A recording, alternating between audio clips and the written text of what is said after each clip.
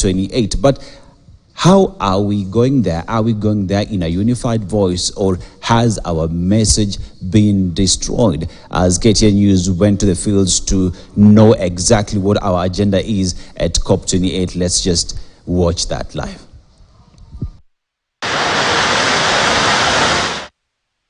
The climax of the three-day African Climate Summit, after what President William Ruto termed successful deliberations on Africa's position in the climate action agenda, songs of joy signaling breakthrough and consensus. The Africa Climate Summit is both a demonstration of the unwavering collective commitment of the people of Africa to their vision to make humanity's first home here in Africa a land of abundant potential, limitless opportunity, and the possibility of shared prosperity.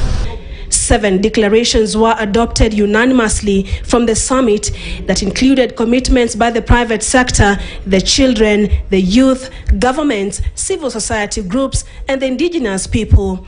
The clergy was not left behind. Call that you accelerate meaningful and impactful sustainable development project and benefit sharing. Establish Indigenous Peoples Climate Resilience Fund to accelerate the realization of sustainable development goals and to mitigate against the impact of climate change on Indigenous peoples, in particularly women, children, youths, and persons with disability. We as people of faith that are often the first respondents in crisis situations, including the ones that are caused by climate change, are wrestling with the question whether there is honesty and truthfulness in the entire process of negotiation. Those who have caused the climate crisis to honor their commitment by deeply cutting their emissions, because that is where the biggest problem is, and ceasing from transferring the burden of action to the victims of their actions in the name of forced solutions to climate change. The delegates committed to develop and implement policies, regulations, and incentives aimed at attracting local, regional, and global investment in green growth and inclusive economies.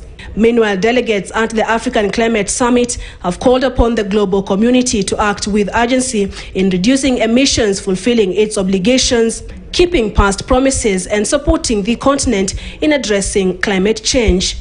The declaration we make to the world today defines and amplifies the African position on the way forward in climate action and the fundamentals that the international community must attend to in order to ensure that humanity's economic and ecological imperatives are effectively, coherently, and sustainably achieved. As the African Climate Summit comes to a close, all eyes will now be on the industrialized nations if indeed they'll honor the $100 billion compensation on loss and damage, which will go a long way in boosting Africa's green energy transition agenda.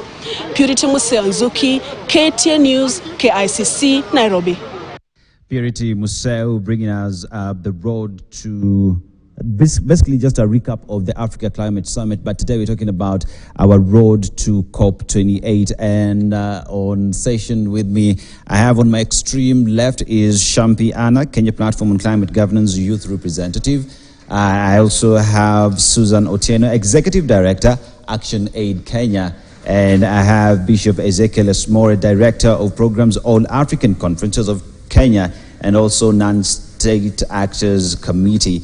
And I have Memory Kachambwa, Executive Director, Femnet, Karibu Sana, and Mr. Charles Waituru, Senior Climate Change Advisor, VSO. Now, I'll just start with Shampi on my extreme left. Now, the voice of the youth is really critical and important when it comes to issues to do with climate change. Even the Africa Climate Summit touched on this and the position of youth to this. Since Africa Climate Summit and on our road to COP28, where do the youth fall? First of all, thank you so much for this opportunity. I'd also like to thank PACJA for this opportunity. You know, it's mostly in such forums that the voices of the youth get to be heard. So I'm grateful for that. So since Africa Climate Summit, there have been I would not say it was entirely satisfactory, because there are things as the youth we feel were not addressed or are yet to be addressed. And that is why we are looking at COP28. So for us, the youth, we had really looked at the African Climate Summit with a lot of hope. We expected so much from us, the youth of Africa, and also the leaders that had come to represent us from all over Africa. So mostly for us, it was what lies ahead in COP28, the COP of accountability. What do we as the youth have to do to ensure that Africa flourishes, or rather even our own countries flourishes? So there have been very many efforts. We're running so many campaigns to raise awareness.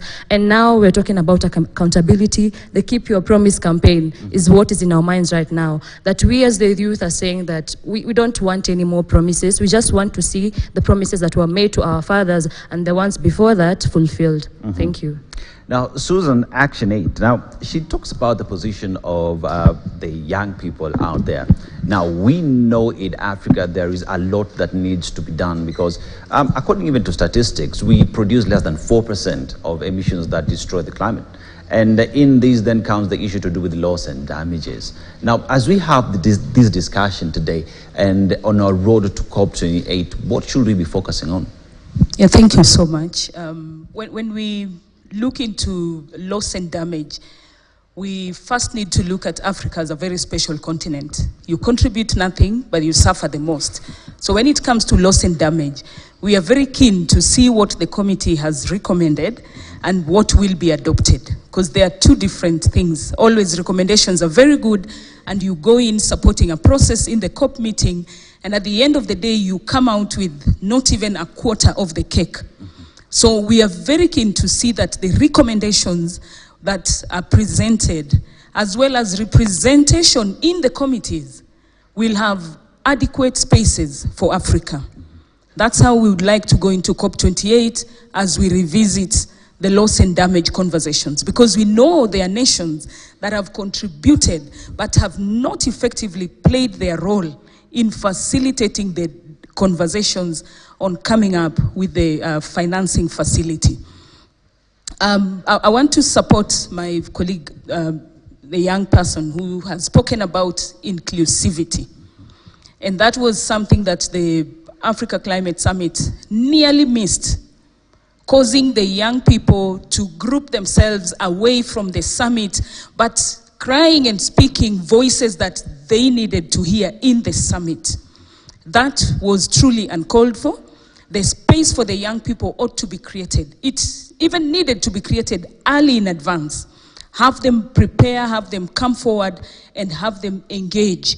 When you look at the financing that was also being fronted, or rather the image that came out in the Africa Climate Summit, was more of private financing. We don't refuse. The American delegate told us, the chief delegate said, that America believes money is with the private people, and therefore they are the ones who will be financing. When we look at it from that point, we are bringing profit at the forefront, and you can never solve the climate injustices by looking at profit. Why am I saying so?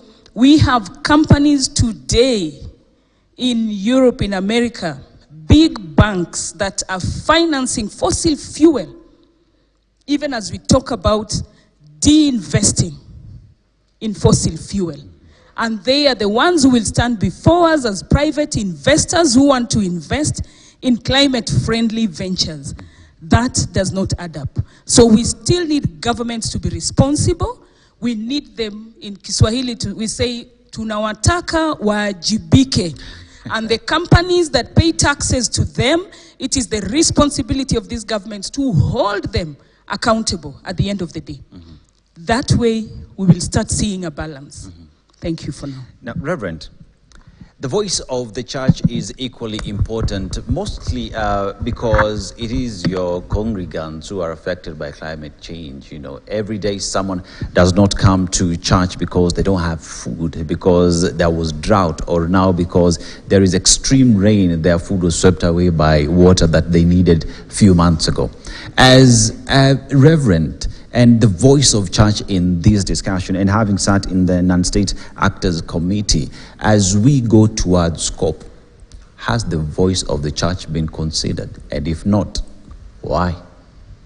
Thank you very much. Let me first of all express profound appreciation to PACJA for organizing such a timely engagement. And even in the religious discourse, we would address this kind of a gathering as a kairos moment. A kairos moment in the sense that it is a moment of speaking truth to each other, holding each other accountable, and addressing those who are responsible for our backwardness, for our retrogression, and indeed the suffocating policies that we have today. Gratitude to PACJA for this, for daring it always to say we would speak, even when the system seems to suffocate us, even when the system seems to conscript us to silence. We choose not to be silent, and we will not be silent. And that is why even as religious constituency, we always identify with PACJA and all other non-state actors. I'm holding a book here that was given to me by Femnet, and I always say I am an advocate to bring about equality in our conversation. And let me also express gratitude to the government of Kenya for daring it to host the first Africa Climate Summit. Yes, Kenya hosts the Made in Africa Climate Summit. We are confronted with the question of whether we have articulated truthfully the aspirations of the people of Africa. We have always said that Africa is a religious continent. You would find Africans in one way or the other professing all kinds of religious faith, even those who claim to be atheists, even those who claim to belong to an irreligious faith. By the thought of being an atheist in itself is a religious faith. Now, if Africa is a religious continent, as it is, there is no just way that the voices of the religious communities, because when you talk about religious community, you are also talking about the youth, you are also talking about the indigenous people, you are also talking about women, you are talking about all categories and ramifications of our society. And that is why for us as religious people, I am not only speaking for Christians or the church alone, but I'm speaking even for those who belong to the African traditional religion, to say that the matter of climate change are matters of life and death. And because they are matters of life and death, they cannot be politicized, they cannot be sensationalized. Truthfulness must be at the center. Hypocrisy must be thrown away, because that is what we have noticed in many climate change negotiation spaces, politics and sensationalization, where truth is relegated to the periphery. And we try to politicize to satisfy the need of those who are in power. Truth must be spoken to them. When we talk about loss and damage, oftentimes it is says, Africa, do you have sufficient evidence to justify that you are being impacted by climate change? What evidence? Who set that tool to determine the mechanism, the level of the impact of climate change on the continent? And Reverend, I agree with you that when we're having this discussion, we have to speak the truth on issues to do with climate change. And it'll come to memory as we have this discussion. Now, climate change has been seen to affect women, men as well, and even the youth and the children. But let's talk about women to be specific. As we talk about road to COP28, we know we have had 27 COPs before. This is the 28th COP Yeah, and even at COP27, we talked about around $100 billion that are supposed to come to developing nations. We're only doing around $10 billion as we speak right now. There's always push and pull when it comes to getting funds to fund loss and damages. Now, these funds are supposed to come to the most vulnerable of the societies that we have today. Now, we know in African societies, it is women who wake up at 4 in the morning to go look for firewood that now the government says you're not supposed to cut trees. So now, as we have this discussion now, women, COP28, will they be heard? Do they have a seat at the table? Or are they, as is being said, left at the periphery to just hear what the creme de la creme of the meetings discuss in those rooms? Thank you so much, and also just to extend my thanks for PACJA and for the Standard Group. I think the fourth stake, the media, is so important, especially when it comes to issues that have to do in terms of shifting narratives. So when we say it's important to center women within the climate justice discourse, it's because in most cases women's voices, but not just women's voices, you know, women are not homogeneous. I think it's important to say at the front line of the climate crisis, we have indigenous communities. We have communities which are being displaced by big multinational oil companies, extractive industries, which really at the end of the day, we know that it's the women who are carrying the burden in terms of the crisis that we face. And this is not recognized, and in most cases, they are not at the table to articulate and to speak their experiences. So you find, and I think Reverend alludes to it, how within COP, it has been framed as a very complex. We are talking of climate finance. We are talking about the 100 billion, and only 10 billion so far has been committed. But how has it been committed? It has been committed in the form of loans. It has been committed in the form of development finance. It hasn't been shaped by the people who really want to be able to use, and the people who are at the forefront. And this is why we are calling and saying, if we are talking about a COP of accountability, the people who must be at the center of shaping, we want a loss and damage fund. How should it come to us? Why should it be hosted by World Bank? Because this is what is being proposed. When we know that currently, even as a continent, Africa, we're experiencing what we experienced before. We know it to come as loan, it to come with conditionalities, it to be going back to the West. So I think it's an opportunity to be able to center the voices of those that are at the front line of the climate crisis and to deconstruct this whole climate finance. I mean, there's so much that has been being talked about. We need to go back, we need to restructure. But as Africans, where are we? We need to actually say, this is how we want to shape it. And I think with the Africa Climate Summit, it was a realization that we are actually the frontier of the transition, if we want it to be just, because we have the transitional minerals, everyone is coming to the continent, but we have not yet really gotten deep down to say, how are we going to frame it? Right now, it's being framed for us.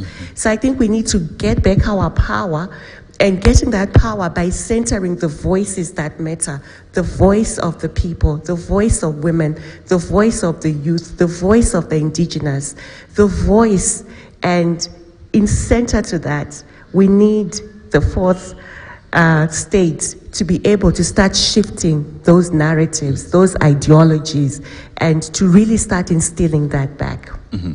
Now, Charles, memory has alluded to issue that everyone is coming to Africa.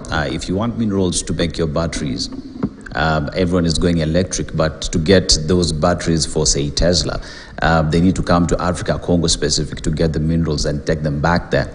Now, as climate change advisor, now, how do we have this conversation such that we make sure that Africa sits at the table, that we sit there and say, we are not responsible for destroying the climate. Therefore, this is our position, and you shall not dictate to us how best we will deal with the issues of climate change. Because even now, there's a big word that keeps being thrown around, which is carbon credits. But what's carbon credits? Even as Africa, do we have policies that tell us how much we're getting? Do we have even terminologies to just break down what carbon credits are? Does an Ogiek in Masai Mara understand what carbon credit is? So therefore, as Africa and you as a senior climate change advisor, how should we approach this entire conversation? Thank you very much, and I join my colleagues in saying thank you very much to the Standard Group and also to PACJA. This is a very needed partnership between us in the civil society and the fourth estate. And if we do this, one of the things we are going to do is we are going to be able to put people at the center. And I think that's what you're talking about. I remember in the last COP that happened in Africa, one of the key things we were asking for is for a COP, a conference of parties, that is for the African people, that puts people at the center, that creates opportunities for the aspirations and the lived realities of the ordinary citizens, Wajiko and the Ogiekis and others down there, to be able to voice their concerns, but not only to voice their concerns, but also for that concern to find itself in the outcome document. And that's where we have failed. We have failed, for example, when we talk about the outcome of the COP, the last COP and this COP, the people and the way they adapt in their lives, because it's the people who are impacted. They are impacted in their health. It's the sexual reproductive health of young girls that is impacted by climate change. It's the livelihoods of our mothers that is affected by climate change. Yet, even the little money that has been put on the table has not reached to them. Why hasn't it gotten to them? And even when we get more, it will not get to them. It does not get to them because, number one, COP has become like a battlefield. It's a battlefield where the mighty, the interest of the profit, is fighting with the interest of the people and the interest of the planet. So for us to be able to move there are things that the civil society have recommended. Number one, create space. Space for women, space for the indigenous people, space for the youth to meaningfully participate. And we can talk about what meaningful participation is all about. Number two, we are saying, let us invest in those pathways that work. Pathways like agroecology. Let us invest in those pathways that are people-driven. And let us reject false solutions. False solutions is things like carbon markets. Because carbon markets, what you are saying is that let the polluter continue polluting, and then somebody somewhere clears that pollution. That won't work. That won't get us to the target that we need to get to. So as the African people, we need now to get to our governments, hold them to account the way we did during the climate summit, because the civil society led by PACJA, we asserted our voice and we said, we moved to the government of Kenya and said, this summit needs to be a people summit. And there are good outcomes there. Let's hold those outcomes and push them forward. Let us assist those interests of the private sector and those pathways that will not lead us where we are. The polluter cannot be the same person who is going to solve the problem of pollution. And I'll come to you, Susan. I can see what Charles is saying getting to you. Yeah, I can see you nodding. And as we keep having this discussion, we have actions that we need to do as Africans. You know, we came with the Africa Climate Summit and the Nairobi Declaration came about. But even before we got to that, we had the civil society saying that the entire process had been hijacked by the multinationals. But that aside, we have the Nairobi Declaration as we are going to COP28. We have issues to do. We demand that the way financing is being done to be readjusted. President William Ruto is big on that. But since then and now, are we seeing any movements, or is the Nairobi Declaration another document just on the shelves? Thank you so much. Let me start by saying that we need to create space for Africa by Africans in Africa. That will guarantee us progress. And meetings such as this gives us that opportunity. because we are able to sit and talk as Africans. Today we are seated here talking as Kenyans. There has to be space that consolidates the voices. Everyone sitting here is representing a constituent. So we have to see how we consolidate our voices. And our voices, even as civil societies, has to go as one voice. No one is in competition. And we have to create that space where we all feel comfortable and we get in. Whether we meet under a tree. I think the sophistication that we bring in, that we need funds to hold a forum or a summit, is what confuses everyone. And when I bring money, I control you. We know how financing has been used to further perpetrate colonialism. We can resist. We resisted colonialism. We ought to resist it even today. In whatever we do, in climate discourse, we have to decolonize the space. When they give the financing, we should be very clear it's a responsibility that they are bearing, the damage that they've caused. So people should be ready. I go back to the word kuwajibika. I pray that that word can become an English word. You have to be responsible. At the moment, what's happening is African countries are being forced to choose between development aspirations and climate actions. And that is why we are being divided on who's giving the money, whose money should you take for what. When an investor comes, he says, I want this money for mitigation. And we are saying even adaptation is not well funded. So as you push us to mitigation, are they adapting? Or should we continue surviving? It's something we have to resist. We can collaborate. We have cooperated. But I think in COP28, the African voice has to be very, very strategic, very clear. The kind of advice, the kind of recommendations that we put on the table, even for the negotiators, has to be well structured. And it has to go in with purpose and impact. But we also need allies. Non-Africans are meant to be allies. Because at the end of the day, it's the same planet. Whether you're in Europe or America or Asia, wherever, the impact is the same. And what we are saying in Africa, we've suffered long enough. It has to stop, and it has to start from somewhere. But it's our voices that we have to put together and pull together. And be very clear. When we are saying, do not finance fossil fuel, do not continue projecting the image of fossil fuel as the way to development. It is not. There are countries that have fuel. Countries in the West Africa, they have fuel, it's flowing. But there is turmoil. Why? Is development with everyone? Aren't people going hungry in those countries? This is something we have to look into. When we are talking about industrial agriculture, we are just saying don't spoil what God gave us. Use friendly mechanisms to produce food. Why would you question the African way of producing food without putting in damaging fertilizer? Is it a must? We ate before, we can eat today without damaging the soil. And that's what we're saying as our voices. Now, Shampi, as the youth, fine. We finally had a seat at Africa Climate Summit after lobbying. We have that conversation. We are now going to COP28.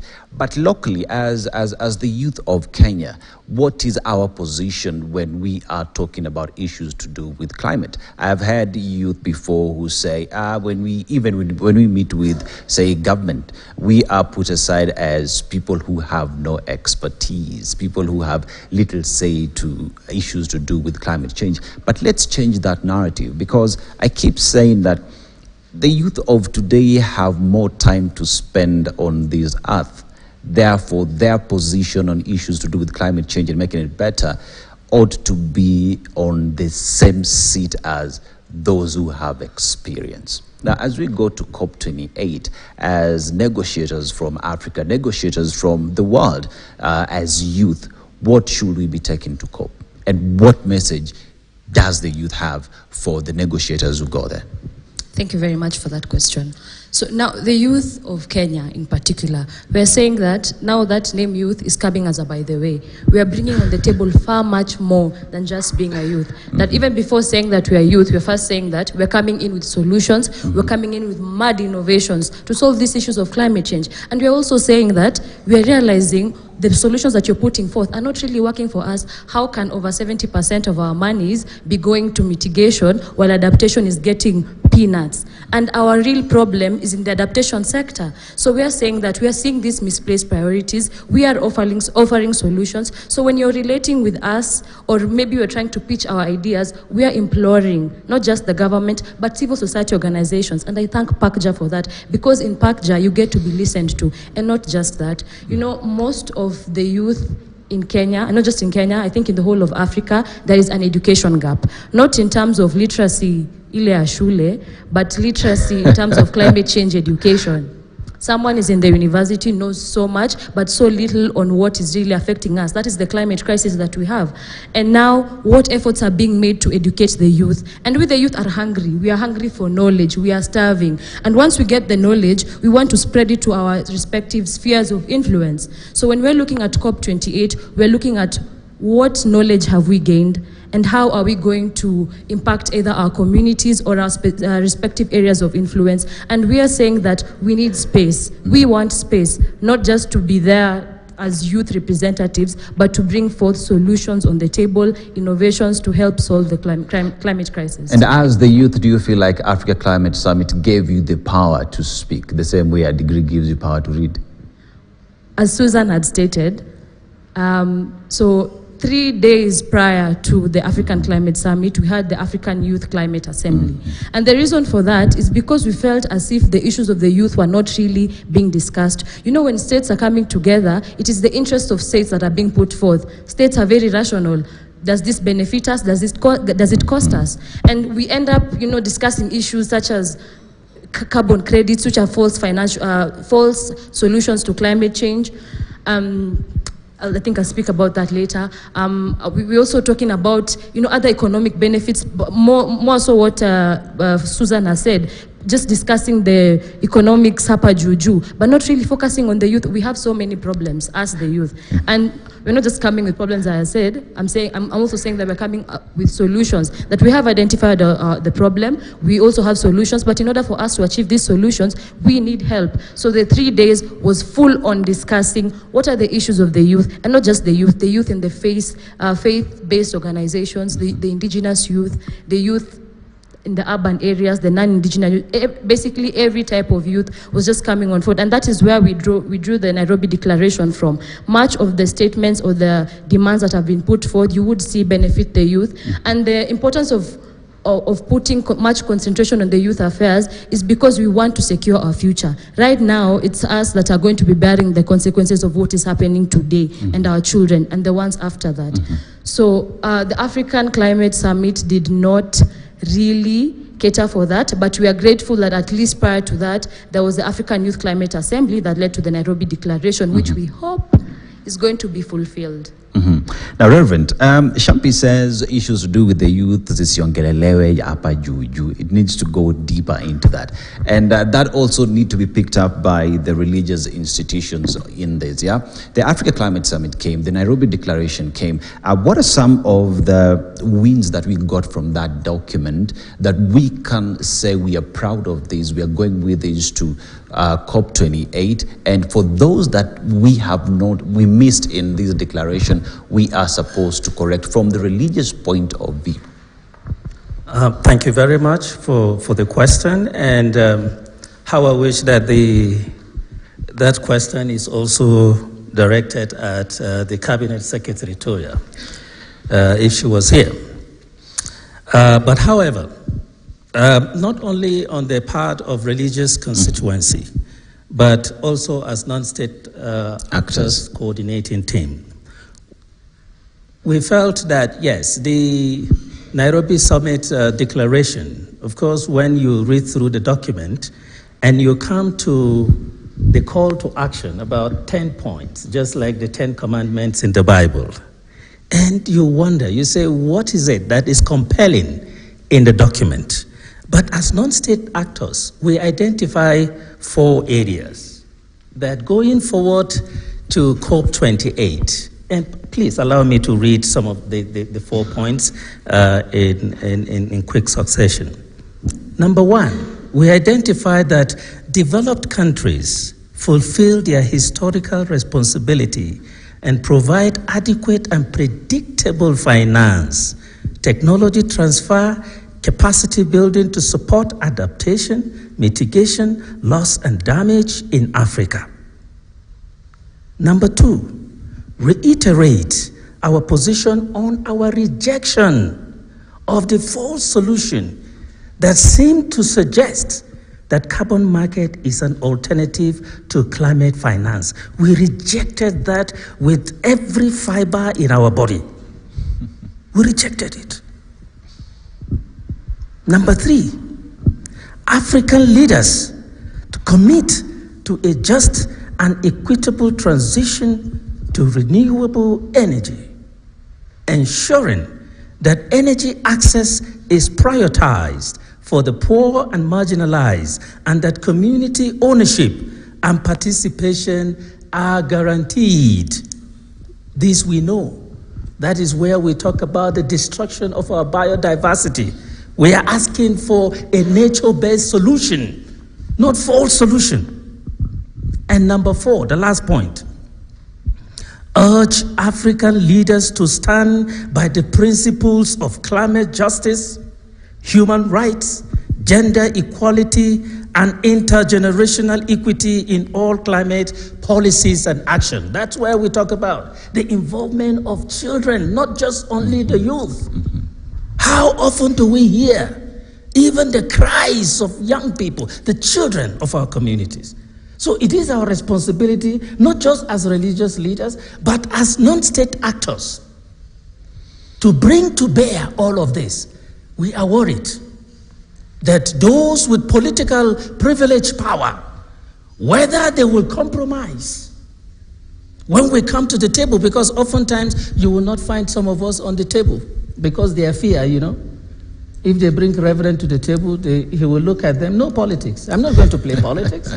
I am not Kenya Kwanza, I am not Azimio, I don't belong to any other, and I will not belong to any political party.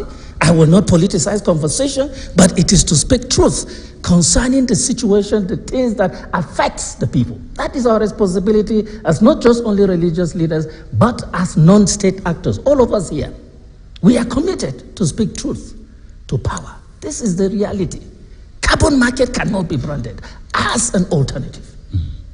We are talking about not just only doubling climate adaptation finance. No, we are talking about doing more. But recently, what are we hearing? That there is even a cut, 15% cut on climate finance for adaptation. And here, Dr. Mitika talked about the mechanism that is being now going to be embedded or domiciled in World Bank. And we know the mechanism for World Bank. How many countries in Africa access funds from World Bank? Why can't we go even the route of global funds for HIV, malaria, and TB, where we have a country coordinating mechanism, where key stakeholders are brought to the table to determine how resources are allocated? This is our call. And I'll come to you, Memory. The Bishop, rather Reverend, has said a lot that, even Charles alluded to it earlier, that carbon credits cannot be a solution moving forward. But as we talk about issues to do with women, what solution do we have for women out there? As we go to COP28 and the Africa Climate Summit alluding to the fact that we need to talk about all these demographies, putting them on the table and their voice being heard. As we go to COP28 as a coalition of women, as a coalition of the most disadvantaged as we proceed to COP, what are we telling them? So I think what happened also prior to the Africa Climate Summit is that we actually had the Women and Gender constituency, Africa Women Gender Constituency Group meeting, and we actually consolidated the voice of African women. So the Women and Gender Constituency is a recognized party within the COP. So COP has got different parties. So Africa is the first one to have a constituency to start getting the global to the regional. So we actually birthed that here in Nairobi, and I think that's a win. And we actually came with our demands in terms of what we were also proposing. And I'll just mention what we want to see. So we really want to see accelerated efforts to reduce emission, which is aligned to the Paris goals. We know that COP28 is going to be the end of the global stocktake, which really has missed, and we are so behind. I mean, if you think of all the goals that we were talking about, Paris, I mean, there's been a deviation from the Paris Agreement. So we want to really push for more commitment and more accountability to that. We are talking about the 100 billion. So we are still emphasizing and saying we still want accountability to that fund, and I think in the form of grants, because we have the solutions, like we keep saying. We want it to be flexible. We have mechanisms that have worked before. I think the bishop has cited some examples. So the reason why it's not like they don't know, it's because we go there. It's a negotiated process. So I think as the Africa group, we need to go there with very consolidated, and we need to really start speaking and making sure things don't move, because we see groups that delay and that subvert the negotiations. So they come prepared just to make sure that there are no decisions. Last year, COP was the first time we had loss and damage as a priority on the agenda. Yet this is something which actually the Africa group pushed for. So I think we have the power, we have the opportunity to also push for climate finance, which is equitable, to provide those solutions. So when we are saying we are rejecting carbon solutions, it's not because we don't have alternatives. There are alternatives. And I think one thing is, as African leaders, we should not be intimidated or shy away from reparations. I think that should be something we should be constantly reminding about, the injustices and the neo-colonial injustices. We cannot shy away from that. And we saw at the Africa Climate Summit, there was like, no, we can't talk of repatriation. No, we should. We should center our conversations on that, because why should the historical injustices be just, we are not the polluters. We are the least contributors to carbon emission. So that should always be a reminder. And we need most of our leaders, when they are in that negotiating space, to really say it's non-negotiable. So I think the African Climate Summit was a start off to, I think we can do better. I think the idea is good for Africa to actually come together and say, as we go to the COP, as Africa, our unique position, we have most of African countries in debt distress. Why do we want to add, when you talk of carbon markets, and we get World Bank to add to the debt distress? Why are we not dealing with the issue? Why are we not bringing the connections? How debt and issues around climate are all the geopolitical issues. We really need to be fronting that more than anything as we go to COP. And for us, as the Women and Gender Constituency, we are very clear. We are going there.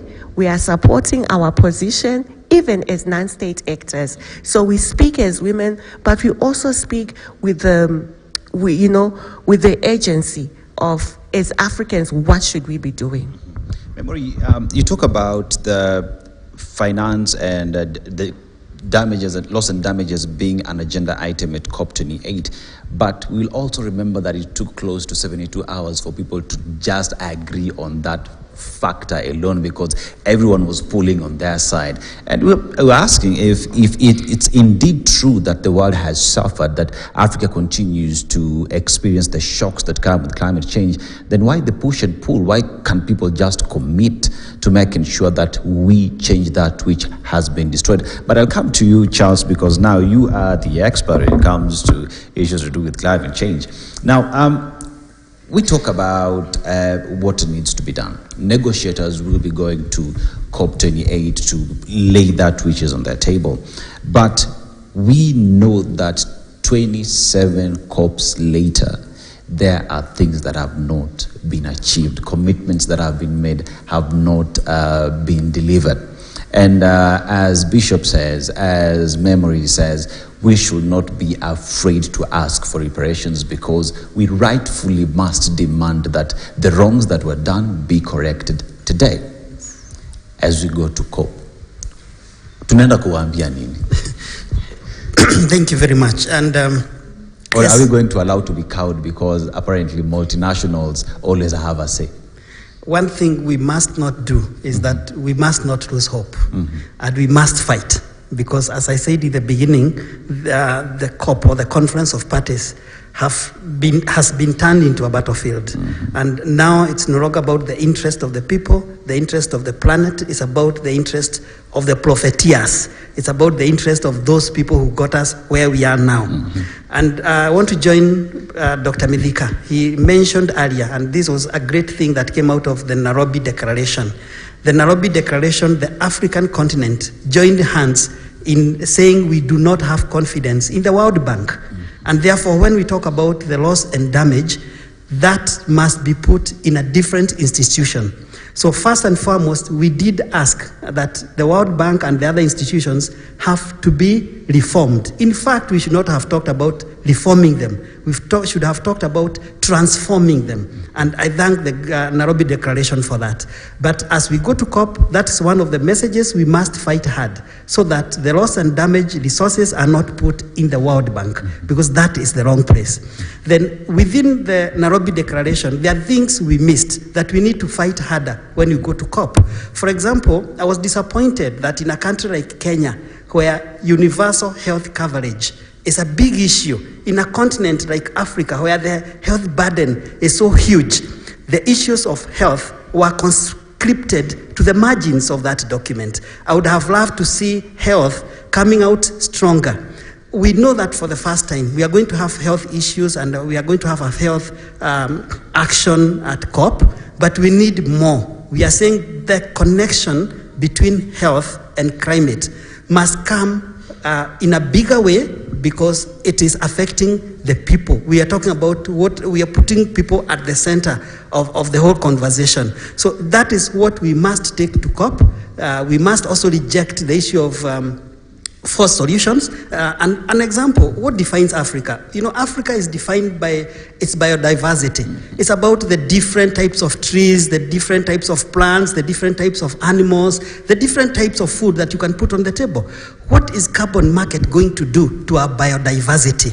What is the monoculture that they are trying to push on us going to do to our biodiversity? We are going to destroy Africa as we know it today if we destroy our biodiversity. So we must put our biodiversity at the center and be the pillar on which we make the decisions. So when we talk about carbon markets, let's first ask ourselves, how is it going to affect our livelihoods? How is it going to affect our health? How is it going to affect our farms? Thank you very much. And yes, indeed, this conversation that you're having here is not just about the panelists, but you as well. So if there is anybody sitting there that needs to contribute in this conversation, kindly, there is a roving mic that is going round. Just raise your hand and the mic will get to you. Anybody so far? Looks like the room is happy as we continue having this discussion. But in closing, anybody? Okay, at the back.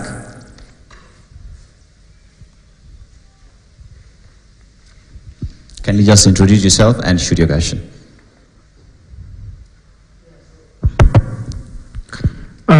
My name is MC Kaka, and I am the director and the founder of East Africa Campuses and Colleges Green Network. I'm an alumni of Nairobi Summer School, so really shaped me to be where I am today. And one of the big things that I think, basically the outcome of the African Youth Climate Assembly, which was a precursor for the African Climate Assembly, I think having a conversation at African level, and I'm speaking at the position of a youth, it does not make sense to us if we have finances being given to mitigation and yet adaptation is left behind. We represent so many group of people. We represent, indigenous youth who are really providing solutions on climate justice. Most of the things that really matter is basically the people that are on the forefront of climate crisis. It's basically those groups that seems to be neglected out. So having such a forum ahead of COP28 to air out the views and the issues that the African youth are facing in, we are saying that we are behind this and we are making sure that our voices count onto this. And actually, I think before ACS, I think we had organized for a march to ensure that we are not going to be misled by giving us false solutions that are going to mislead Africa. And this was one of the harnessing things that we did to ensure that the voice of the African youth also count. So I just want to say this, either we are going not directly to participate in COP28, or those who are going to be there, is that the voice of the youth is really dignified, standing strong to ensure that we have that voice counted onto them. And loss and damage dialogue, we have to push to ensure that there is a remedy created to ensure that that fund that we are pushing for is facilitated and the African chapter has received. Thank you so very much. Next. Kylie, let's make our questions short.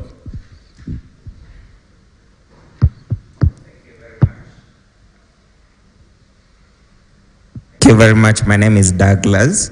My question to the lady who spoke about decolonizing the climate space, the person who gives you money is controlling you.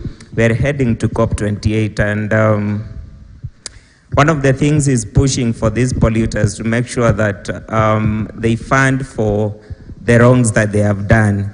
And how do we make them, how do we push them to be responsible?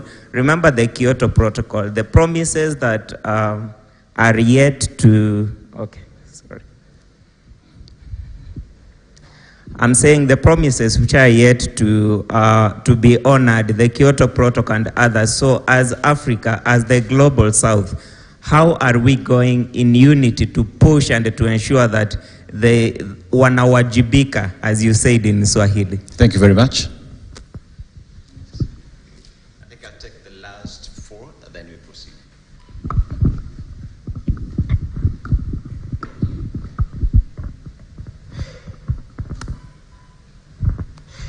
Okay, thank you so much. I'm Victor Okelo, the founder and executive director of We Forest International. I'm the winner of Global Environmental Stewardship Honor by the Rajput and Sikh Foundation in India the other month. So my question goes to the panelists there. I'm here to represent the youths and the indigenous communities like the OGX, in that I have a petition that is advocating for the indigenous community at the COP28. I'm advocating for a permanent forum for indigenous communities, and also funding to indigenous communities being the founders, like being the owners of the land, and fighting so much for climate action activations, but we are not being recognized in a platform like this. Well, how can you be of help to us? Thank you so much. God bless you. Okay, thank you. My name is Kasisi Daniel Wafula. I am a teacher at St. Mary's School, Nairobi. I'm the patron of Environmental Club, SDG Club, and I've worked with the president of that club, as this is in connection with the gaps that are there in reorienting the society, because all these things that you're talking about, it comes with the values that a Reverend talked about, talking about the truth. You need to learn how to talk the truth. So the things we are talking about in connection with what my friend has just asked, yes, as those organizations like now the great work that PACJ is doing to create such platforms, how do we maybe make a way of linking, cascading this down so that those who are lowly in the community but rich, fertile soil that can learn and actually grow, being cautious about the environment, not struggle to get such forums. So that before you come to such a forum, you really need to struggle to reach out to the organizations that are championing the same. And I think there is a serious gap if we can create forums, not just for the upper, maybe age set or something like that. How do we inculcate the young people? So I empathize, sympathize with the youth, as they say, but then if the youth are crying, how about the children? So maybe going forward, how can we make a nexus or maybe create a network that can work closely with all categories of our community, so that as we look forward to 2030, we look forward to the COPs that are going to come, we are sure that there is a generation that is conscious, that truly takes care of the environment, so that when you tell them we are going to plant a tree as a simple action, the SDG number 13, let the first question not be how much are you going to pay me? So that cannot come until we actually have the children on board. Thank you. Thank you. Yes. I think we'll take and all right. Yes, my name is Dr. Jogu Barua. I come from Joint Environment and Climate Action, which is an NGO based in Kirinyaga County. When I listen to presentations from the panelists, it portrays a very sad position for the African continent.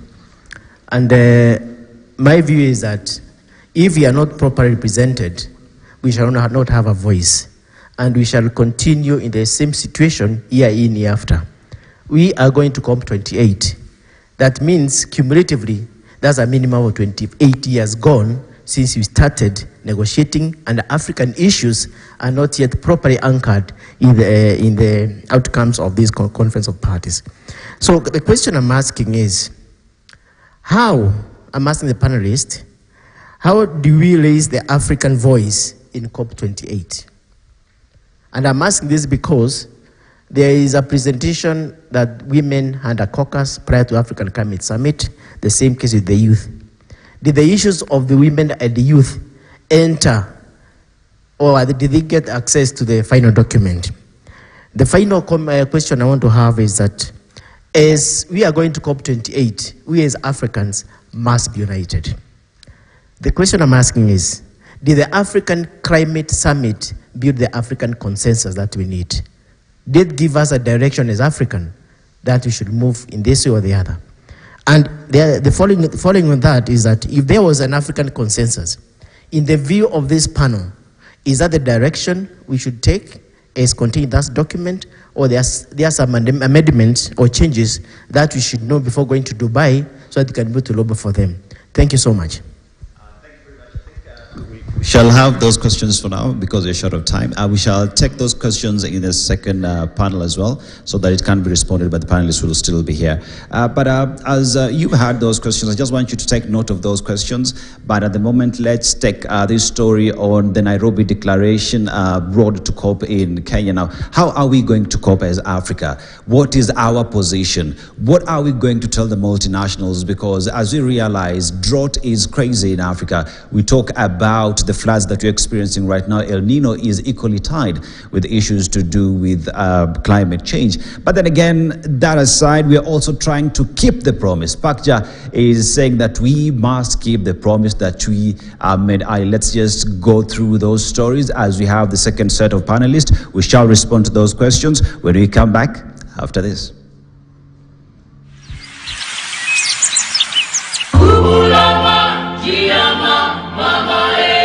Africa, the cradle of life, a continent of breathtaking beauty, home to unparalleled beauty and untamed wilderness. But beneath this beauty, an ominous threat looms. Our Africa faces an existential crisis.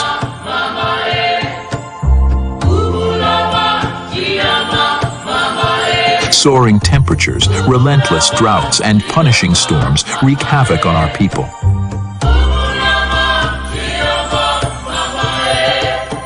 The climate catastrophe is ravaging our land, our people, and our future. The numbers don't lie. Africa bears the brunt of climate change, and the toll is staggering. But we, the youth of Africa, we refuse to be silenced.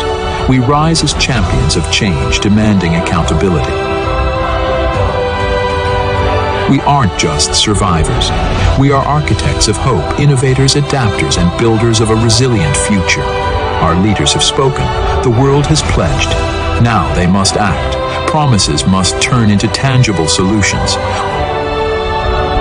We are the voice of Africa's future.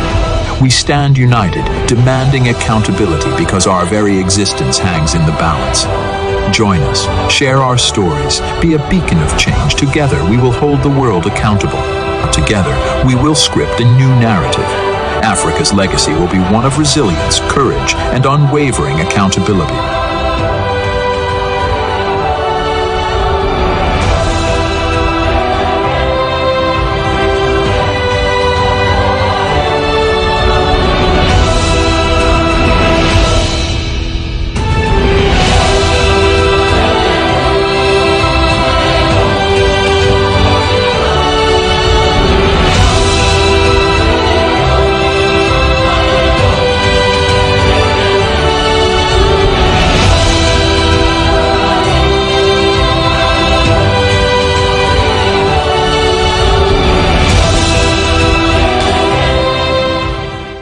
The continent converged in Nairobi for the Africa Climate Summit earlier this year. The meeting saw several heads of state and different stakeholders engage in what would culminate to be the Nairobi Declaration, a document that holds Africa's position on climate change. Africa Climate Summit is both a demonstration of the unwavering collective commitment of the people of Africa to their vision to make humanity's first home here in Africa a land of abundant potential. The document saw African leaders call for urgent action by developed countries to reduce carbon emissions, propose a new financing mechanism to restructure Africa's crippling debt, and unlock climate funding. The Nairobi Declaration was adopted to be the basis for Africa's common position.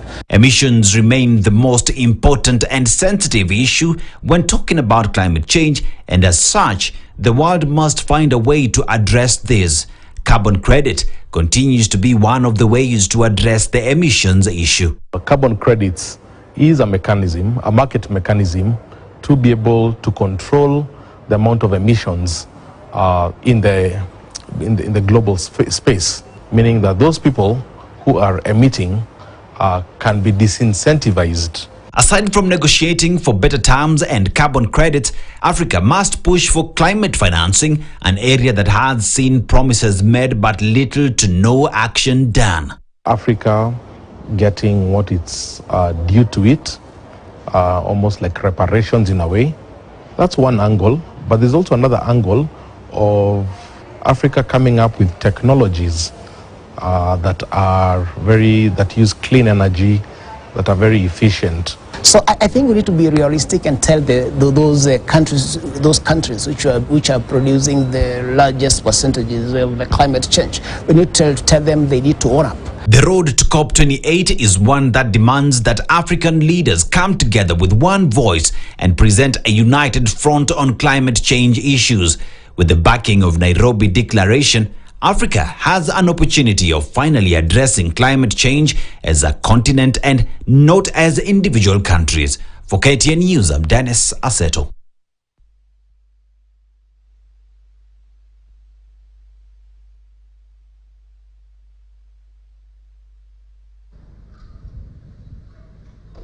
Yes, indeed, our road to COP28 as we continue to have this discussion. But before we went for that break, there are questions that had been posed earlier, and we'll just go to our panelists who've just left right now, and let's just respond to the issue to do with the adaptation, loss, and the damage, and also the factor of introducing everybody on this table, including the young people, the very youngest before the youth, like the children in this entire conversation, and how we also have to respond to issues to do with mitigation and adaptation. Thank you. Okay.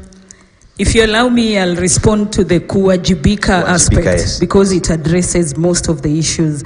One of the things that we know is that the technical committee that was looking at the loss and damage they have a report that they are presenting to COP28, and while they are finalizing the report, the US government walked out because they did not want strong sentiments on the financing element.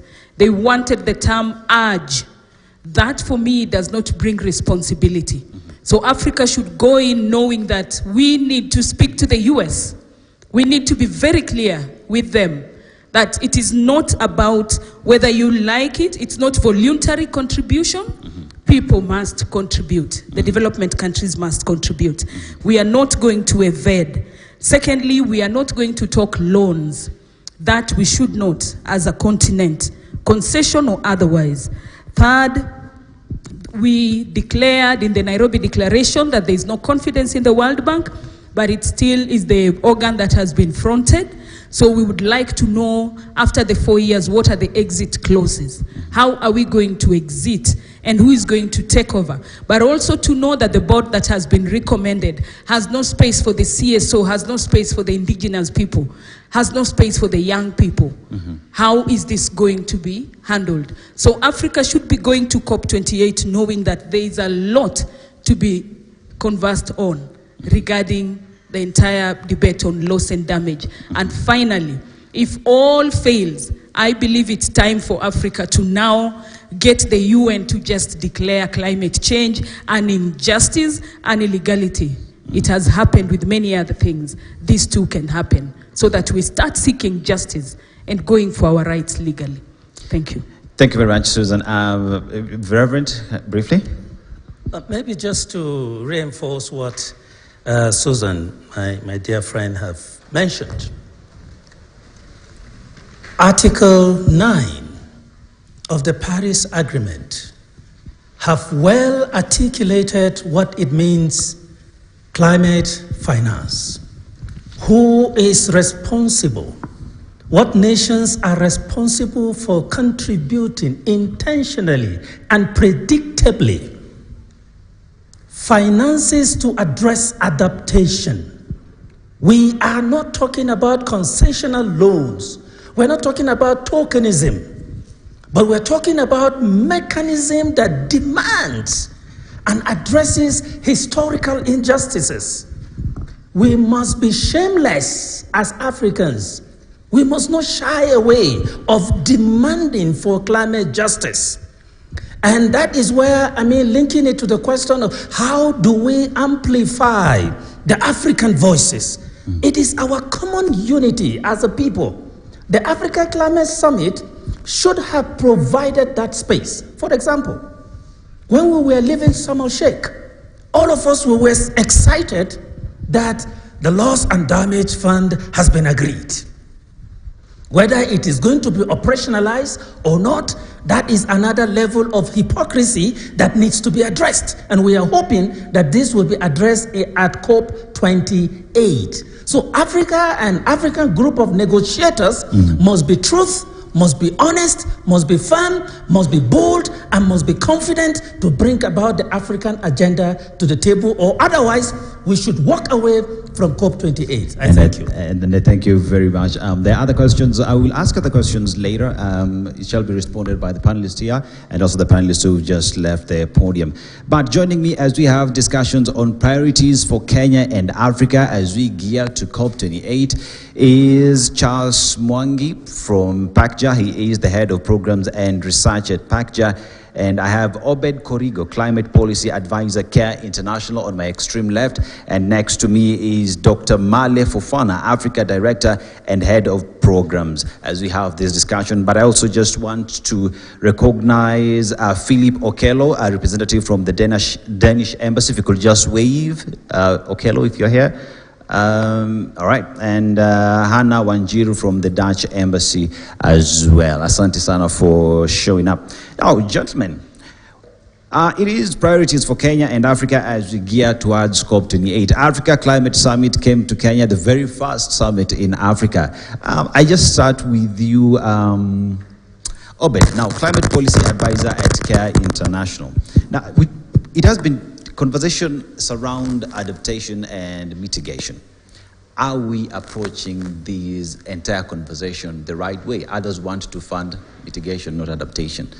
Where should we be focusing our energies on? Thank you so much, moderator, and thank you to PACJA and Standard Group for this session. I think it's really, really commendable to bring these discussions to where they matter, because this is where we are able to amplify the views and the needs of those who are marginalized and vulnerable. Having said that, the previous speakers actually have already set up a good direction in terms of what is our focus. And I want to say that here in Africa, adaptation is our focus. Of course, we may talk about mitigation, which is really important. But when we talk about smallholder farmers, when you talk about pastoralists, when you talk about indigenous groups, adaptation is really at the core. We depend on rain-fed agriculture, and in the recent past we've seen prolonged droughts, which have really wreaked havoc, especially to farmers. We're now seeing a lot of rain, floods, which are, so adaptation really cannot be ignored and should be the core of these discussions when it comes to Africa and Kenya. And of course, it's also worth mentioning that Africa is really disproportionately affected by climate change. We are the least contributors to climate change, yet we are the most affected. And Africa governments are already spending huge sums amount of money to already meet these costs, up to even 10% of the GDP. We're also seeing that many African countries are already prepared plans, national adaptation plans in place, nationally determined contributions, but there is no money to be able to fund these plans, which are already there. So we have also seen pledges. The previous speakers have mentioned about pledges, especially from COP26. We even saw countries promising and committing to be able to double adaptation finance by 2025, but this hasn't passed yet. We haven't seen even a delivery plan on how this is going to be addressed. And last but not least, we've also seen the adaptation gap really increasing, which of course presents an implementation gap, and which is a finance gap. And this leads me to the most recent report that has been released by UNEP, Adaptation Gap Report, which actually says that, if I may read, adaptation finance gap currently stands at $194 billion to $366 billion per year, with adaptation needs likely to be 10 to 18 times more than existing finance flows. And we've also heard that adaptation finance has reduced by 15%, which is really, really alarming. So I mean, looking at the figures and the background that I've provided really paints a stark picture on where we are. And as we head to COP28, really, we need to be really honest with ourselves and ensure that adaptation finance is really delivered, not only doubling, but we want to go beyond doubling of this adaptation finance. Looking at the figures of adaptation gap, really, we need to ensure that we go beyond doubling. We need to see finance reaching those who really need it at the most at the local level. By getting rid of these administration barriers, we need to fund local-led adaptation, and we need to ensure that communities and marginalized communities, women organizations are able to access this funding.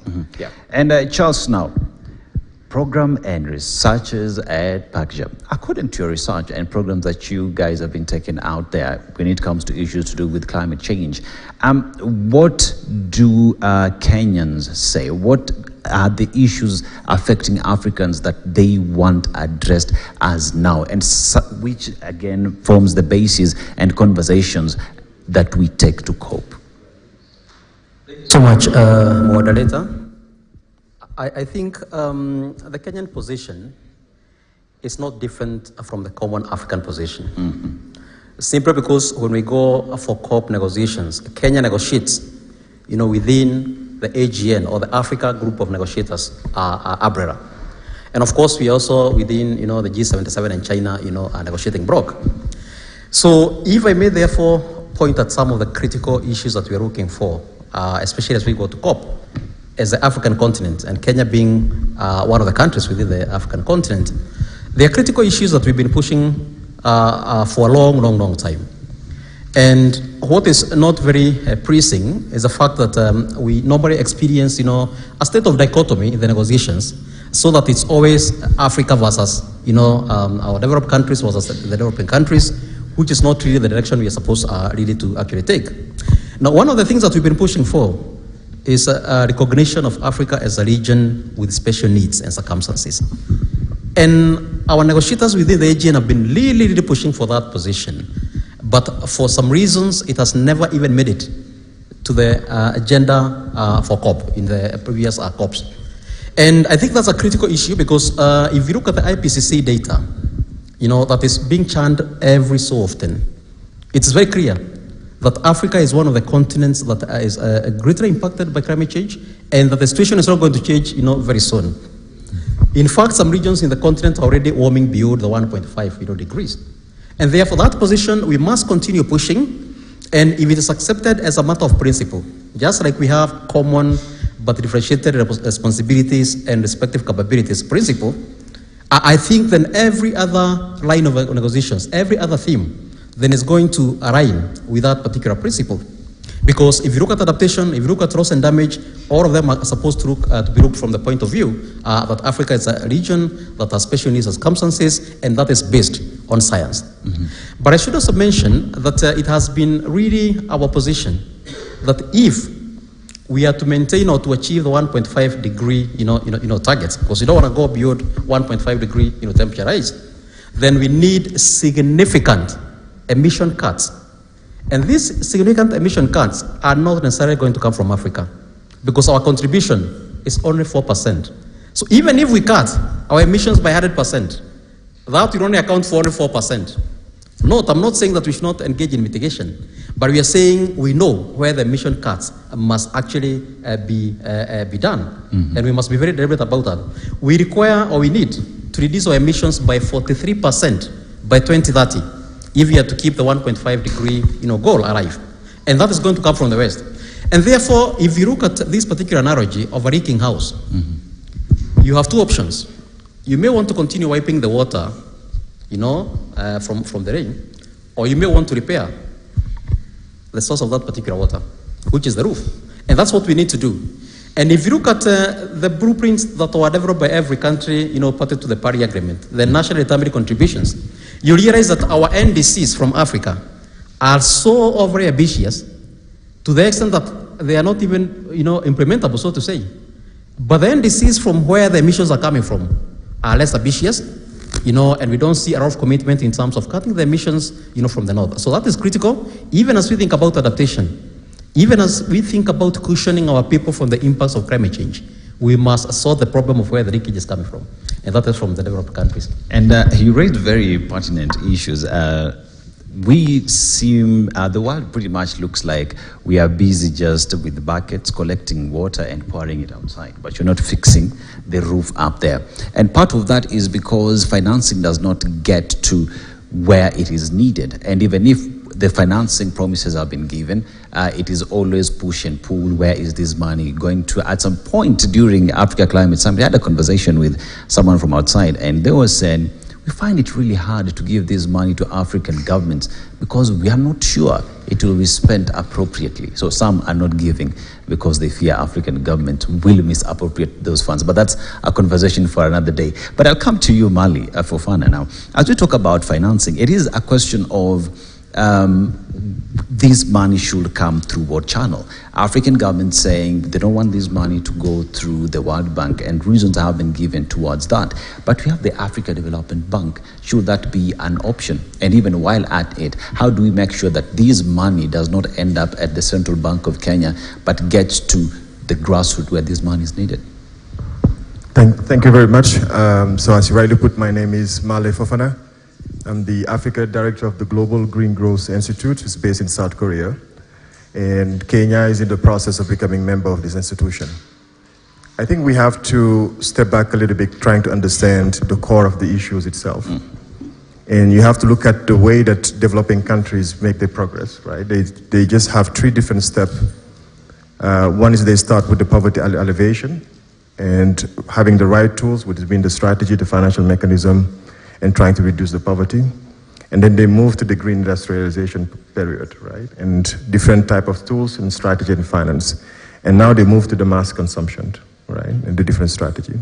So when we come to Africa, what's happened now is that we ask the African continent to have the same trajectory, but using one particular policy and strategy or financial mechanism. Doesn't make sense. You cannot solve one tools to different problems. So we need a well-integrated issues, a well-integrated solution, but also well-adapted. In addition to that, you have three different others pressure that's coming. We have climate change, COVID-19, and the conflict in our region. Now the question behind is that the global landscape of financial institutions did not integrate our heart of our economy in Africa, which is the informal sector, right? When you look at, we have 44 million of SMEs that's running Africa, and they produce at least 50% of the GDP. And they require at least $300 billion per year. And they are nowhere in the global finance landscape, because for financial institutions, they are too small, they will not invest in that. And the question is, from the African continent, what are the type of financial mechanism we can put in place? That's one. Second, the fact of what is the role of the public sector. I think the government should not sit in the driving seat. That's the private sector. And when you look at the NDCs, most of the financial needs, 60% is more public investment. It shouldn't be the case. There should be the other way around, 60% coming from the private sector. And that required to put in place what we call a financial de-risk mechanism. And that's where we have to push more for domestic finance. And the question I'm asking is, do we need a global loss and damage fund? Why we're not having a local loss and damage fund? What prevents us to having it? That's one question. Second, what are the things that we can put in place to ensure that when we design a national financial mechanism as a de-risk points to attract investors? And the third element is that Africa itself, when it's come to risk, we only have 2 rating agencies. I would not say they have a lot of experience in Africa, but they really not take into consideration the reality. So the rating of the risk is always high, and investors will not like to invest in Africa because of that. There is a lot of conversation around this will help, and I think that was just looking inside the continent, what are the type of solution that we can bring, looking more on the domestic finance. We talk a lot about carbon transaction, but we have the case of Ghana, for example, well advanced in the countries when it comes to regulation. But the point is that there's a huge chunk, I would say, of projects that have carbon potential, but most of the international investors say it's too small. So who will fund it? The financial local institution, but they are not ready yet for it.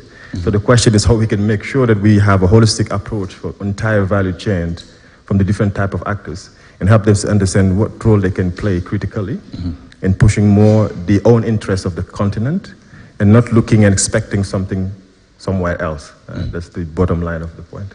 Pretty much, Mali is saying that we have to start looking for solutions from within. And I shall come to you as we have these discussion, Obed, now. It is a question of adaptation, loss, and damage. Now, when we talk about loss and damage, we know how it has been a big conversation whenever there is COP or any other conversation on climate change or climate summits that do exist. And then the question comes, if we admit and agree that we have contributed less to destroying the environment, then those that bear the greater responsibility should come through for us. Because as we speak right now, the worst drought in over 4 decades, the worst floods in South Africa, in Nigeria, we have cyclones in Tanzania. Now, when we talk about loss and damage at COP28, these examples that we carry with us, how are we placing them? How are we convincing the multinationals, the world, that we need these funds to be able to correct these? Are we also trying to correct these things as Africans ourselves to say this is what we're doing? We just need more help to be able to achieve what it is we want to get at the end of the day. Thank you so much. First of all, for those who, just for the common person who is watching us out there, when we talk about loss and damage, we talk about adverse impacts of climate change that cannot be solved by mitigation or adaptation. They are beyond adaptation or mitigation, and this come as a result of extreme weather events and also slow onset events. And these discussions on loss and damages have really been going on for a long time. And as the previous speakers have said, last year in COP27 we had a breakthrough where COP27 established or came up with a decision to establish a loss and damage fund and funding arrangements. And after that, they came up with a transitional committee that was going to look at how these financing arrangements are going to look like. And the COP27 calls for mobilization of new and additional resources to address the loss and damage, particularly vulnerable countries. And when you talk about this, we talk about the principle of common but differentiated responsibilities. Yes, we are talking about mobilizing internal resources, but we should not forget that there are those who are more responsible, that have historical and current responsibilities to climate change and are causing or contributing to the losses and damages that we are seeing. And it's really alarming to see, as Susan mentioned, that the most recent transitional committee meeting that has already forwarded a recommendation to the COP, come up with a recommendation that are going to be discussed or adopted at the COP. Really, this recommendation really sidesteps the calls by on climate justice by civil society organizations, indigenous groups, and of course, those who are most impacted. The fact that they are proposing that the loss and damage fund is going to be hosted by World Bank really negates the whole sort of idea of having the loss and damage fund in the first place. We're talking about emergency, we're talking about climate urgency, and you know how the World Bank, the procedures of accessing this, and even in terms of loans. We are talking about, as she said, proposing that developed countries being urged, not really being required, but they're being urged or requested to provide funding. And this really negates the whole idea of the principle of common but differentiated responsibilities. So as we go to the COP, we need to ensure that we push back, ensure that the issues that we have been pushing for, especially ensuring that communities, IPs, civil society organizations are also part and parcel of these discussions, including the board. This is how we can be able to ensure that our issues are addressed. We also need to ensure that, of course, in terms of the exit strategy of this World Bank, hosting the loss and damage fund,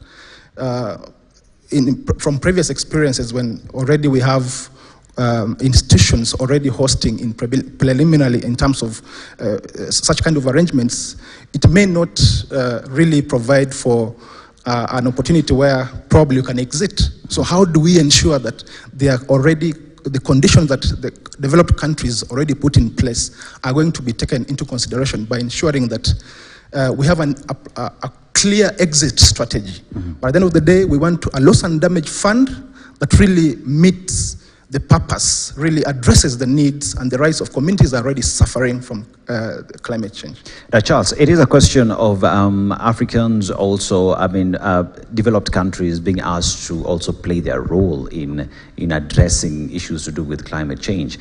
And we agree that as much as we say, fine, we contribute 4% but we still contribute at the end of the day. We need to also have discussions around lowering our emissions so that those who've contributed 96% also play their role in that. But as we have, as Africans, and as we continue to have this discussion, how do we make sure that we not only talk about fundings coming here, but we position ourselves such that we also attract investments that will help us address these issues? Thank you so much, moderator. And maybe just to mention that we've been talking about $100 billion promise, which was a commitment by developed countries, per year up to 2020. The money never came through. But we had COVID, and a lot of money was mobilized really for that purpose. Give and take, if we consumed all the money for COVID-19, how comes President Biden just a few days ago was seeking approval from his government for 115 billion shillings to support Ukraine and Israel in the war? One country, to support the war, in Israel and in Ukraine. Now, what that means is that resources are there. What we are lacking is commitment from developed countries in terms of giving resources that are supposed to support developing countries to cushion their people against the impact of climate change. It might interest you to know that we are already spending on adaptation. Our African governments are spending heavily to cushion their people, knowingly or otherwise. In fact, we are spending 5 times more on adaptation than our health budgets, meaning that we are actually sacrificing our health to support further adaptation in Africa. And therefore, nobody should actually say that we are not mobilizing resources, internally. That is actually happening. But I also think it is very, very, very important, for our developed country partners to actually honor their commitments, in terms of what needs to be done. And it's important to also understand that we are all in one house. It may be having as many compartments as the continents we have. But if you have a house and one of your sons seated in one of the rooms smokes bangi, for example, marijuana, the smell will be felt across. That particular will be experienced across the entire house. So therefore, by supporting Africans to adapt, does not necessarily mean that somebody else is actually losing from their end. The challenge is that people have been thinking that mitigation is the only avenue, that can actually attract investments. And that is why 75% of climate finance is actually focused on mitigation actions. It's actually mitigation centric. And only 25% is going for adaptation. But research has shown that even investing in adaptation can actually be a good business kind of proposal. It's possible to invest in adaptation and still get some resources, some profits out of your investments. But I think that is what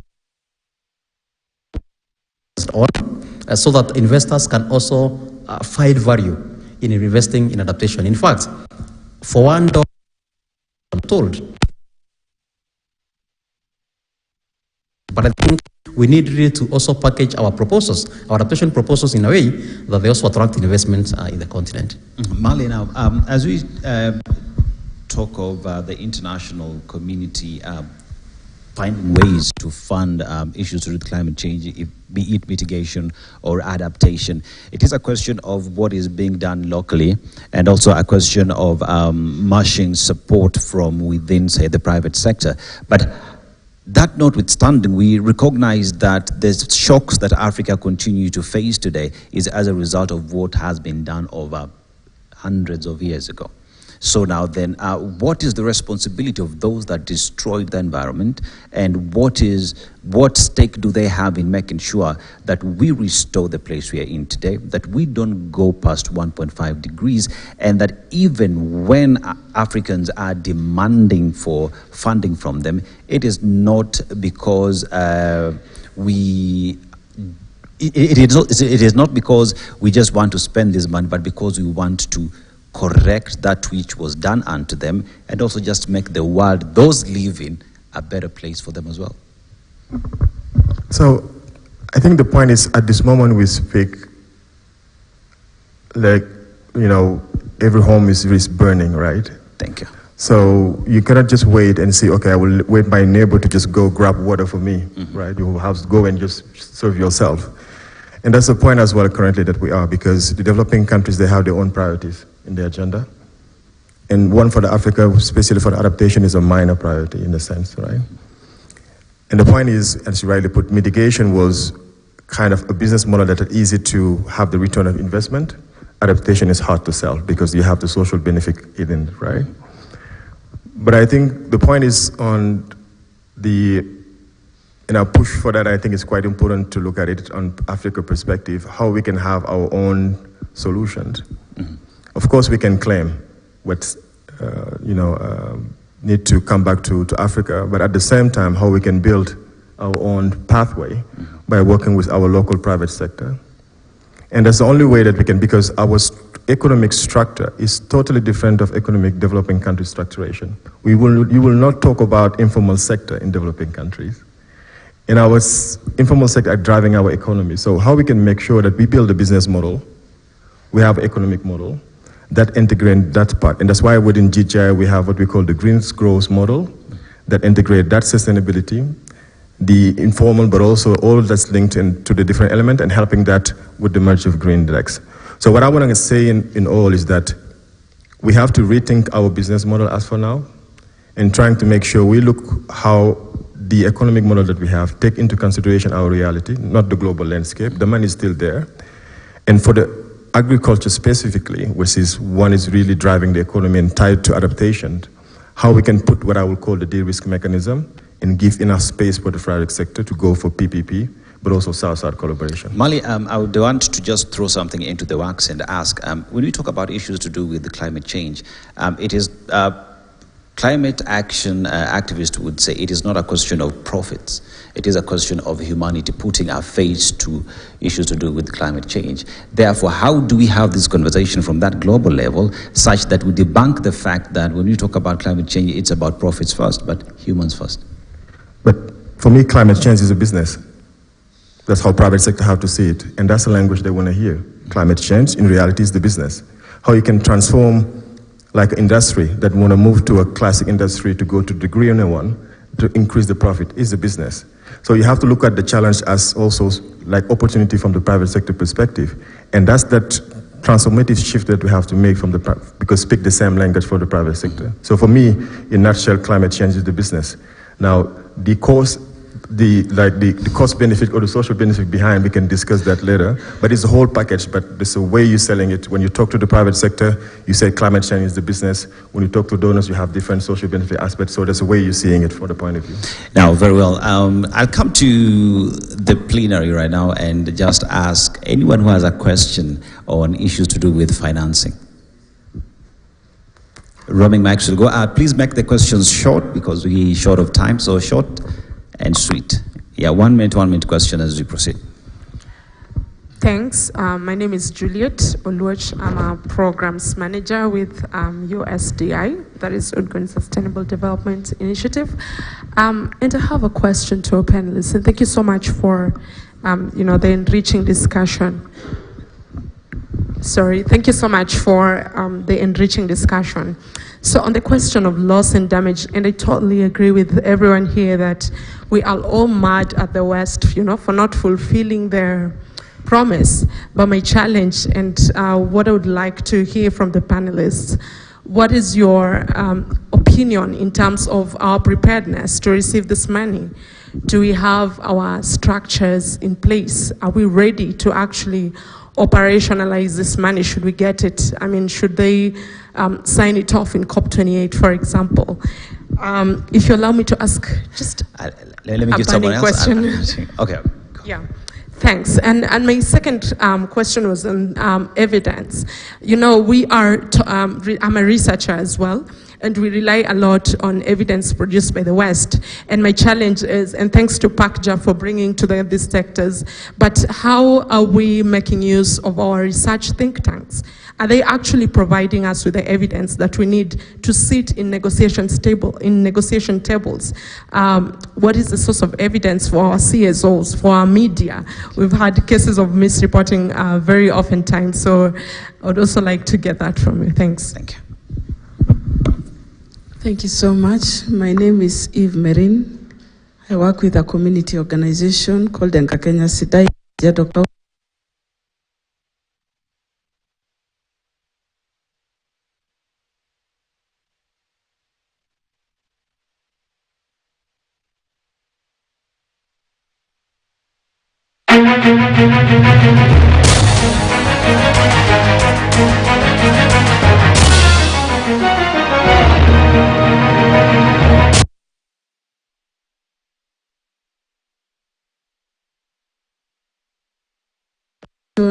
Resilient, and what have you? That's my first question. My second question is, yes, thank you. How can we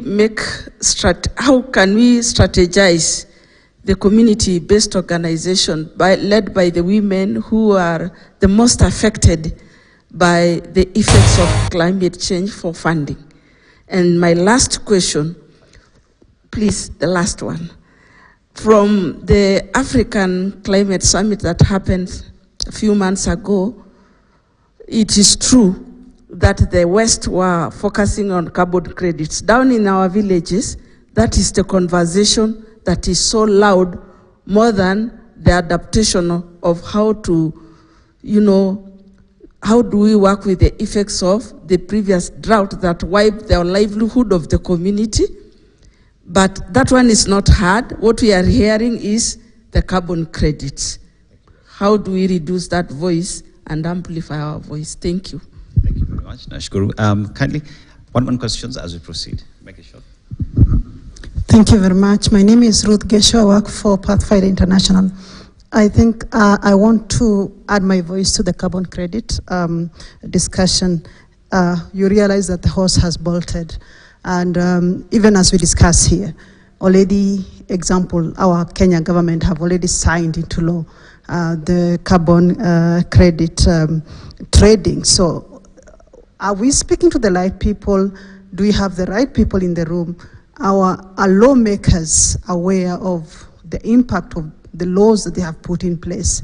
How do we move from here? Now that the law is in place, we are already exploring, so what happens? And just a quick one on young people involvement. I wanted to ask, yes, where are our children? The discussion of we need to involve the youth.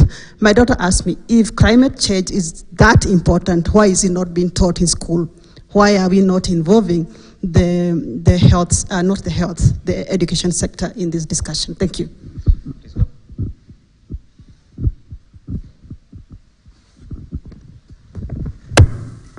Thank you very much, and thank you, PACJA, for this very, very informative session in the Standard Group. My name is Dr. Juliet Kimemia. I'm wearing two hats. I'm here with the Executive Director of Dedan Kimathi Foundation. This is a foundation that is really doing vitu kwa ground. You know, I've heard everybody here talking about demands, what we are taking to COP. But if we do not interact with those organizations that are interacting with climate change at the community level, we may just end up just listing down demands. So my strong proposal is, can we hear success stories on how climate mitigation, climate adaptation is happening at the ground, how intergenerational dialogues are happening on the ground. Dedan Kimathi is working in 21 counties. Within the work, there are very many schools, there are very many communities, there are very many young youth groups, there are very many women groups, all working at community level. Can we hear the voices of those who are doing it practically? And the financing then needs to be mobilized around apex organizations like Dedan Kimathi Foundation. The second one, the second heart, please allow me, because I was doing that for somebody. We'll take that later, a bit later, because we have another session. Let me talk about what he has talked about, business models. We cannot achieve any progress if we don't look at addressing climate change from the economic eyes. So I am consulting for the Kenya National Chamber of Commerce and Industry, and we have in our list very many investors from outside the country who are ready to finance climate action, especially solid waste management, and things to do with plastics, things to do with nature-based solutions. So we need to engage on that. Otherwise, the loss and damage funds, the 10 billion that has already been released, will just go to maybe financing meetings like these ones and not getting to the Thank you very much. I'll take the final question. Okay, my name is Venta Mongera. Thanks so much for the group that has put together this event. I think it's a timely discussion that is not too late, still not too early, but better to have it now than later. I'm alluding to much of the discussions and reflections that have already been said in regards to what we are discussing. One key point that I'm emphasizing to us is we cannot trust the same mind that created the problem that we are in today to give us a sustainable solution that is responsive to our issues. Obviously, it will be feeding to their secret agenda that is, of course, now going to destroy us continuously and silently. So what is our 2-3 points that we are suggesting that we are taking to COP in regards to the alternative way that we would want the climate financing to be done and not the World Bank? Of course, we know about the loan, we know the rates and all that. What is our suggestion apart from, yes, we don't like it, what do we like? What is the alternative that we are giving them? Number 2, I have 2 more points, brief ones. What are we suggesting as a sustainable framework that will support youth? Because we are talking about not leaders of tomorrow, but leaders of today. What is it that we are putting on the table about the youth, about women? We know women, they receive seed, they give us food. What are we giving them? What is that sustainable framework that we are putting in place so that now we can ensure the future that we are looking at is better prepared today for a brighter today and tomorrow? Thank you. Thank you very much. And now I think I'll come back to the plenary. Can allow me them to respond to that. We'll take other questions a little bit later. Let me just come to you as you respond to issues to do with climate adaptation. We talk about the fact that we can't trust those who created the problem to fix our issues. And finally, how do we make sure that this message actually gets to their children, gets to the women? There briefly as we close the session, please. Thank you so much. I'll quickly respond to the issue of evidence and simply say that we already have the evidence. The evidence is there. Of course, what we need to improve on is the documentation of this evidence, but we have the evidence. And in terms of ensuring that these issues are already highlighted out there, so of course, want to sort of resonate with what she has said. We need to bring more voices from the ground, so that they can be able to speak these issues in the language they understand best. So amplifying the voices from the ground is really, really important. Even as we go to COP28, how do we ensure that we bring grassroots women, we bring indigenous people, pastoralists who are already affected, and be able to speak these stories in the language that they understand the best. Then in terms of how prepared we are, give an example of Kenya. Kenya is already has policies, plans in place. We have already NAPs, we have the NDCs, we have the climate finance sort of infrastructure in place, including county climate change financing mechanisms. So what we need is the money. We already we have the relevant mechanisms to be able to access the funding that we need. Of course, what is required is now operationalizing this fund, of operationalizing the institutional framework, including the Santiago network on loss and damage that is still not yet operationalized. But of course, having said that, I also wanted to say that the issue of global goal and adaptation is very, very important. Countries are already still negotiating on how to measure or progress on adaptation, for instance, the metrics, the indicators. This is really, really important. And for us to be able to make progress on even the evidence and even quantifying the amount of financing that is required, we need to make progress on how to measure adaptation progress in order to be able to achieve the global goal on adaptation. Thank you so much. Thank you so much.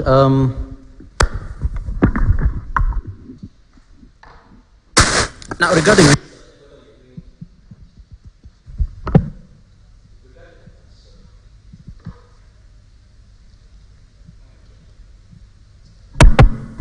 I hope this is better now. So regarding research and whether we are doing enough, I want to say in Africa, we are not funding research. We have not taken very seriously.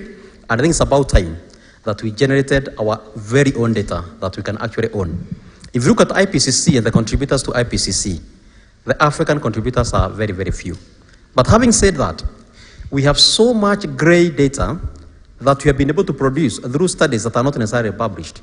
And I think it's about time that we utilize even that gray data and that we advocated for use of such data to also inform global processes. Allow me to also mention something about carbon credits, because I think it's an issue that has actually been discussed so much, and somebody's mentioned it's now the topic, on the crowd. This is what we are saying. The carbon markets were actually introduced, through the Kyoto Protocol, Article 12, where we had the clean development mechanism. Clean in the sense that we supported countries that were called Annex 1 countries, the polluters, a leeway, to actually pay the poor countries like Africa so that we can create room for them to dump their mess, and that is the carbon emissions. Now, that has not been anchored at the Article 6 of the new Paris Agreement. And that is why the convention around, carbon trading is happening. But think about it this way.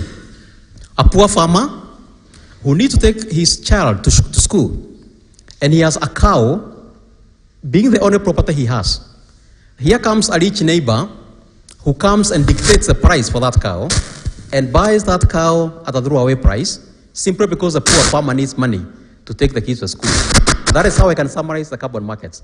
So in Africa, our tons of carbon equivalents, our credits are being bought at a very, very low price, which is not commensurate to the investment that we put in producing those tons of carbon equivalents. Thank you. Thank you very much, Mali. As you just make it brief on how we can trust those who destroy to change the situation.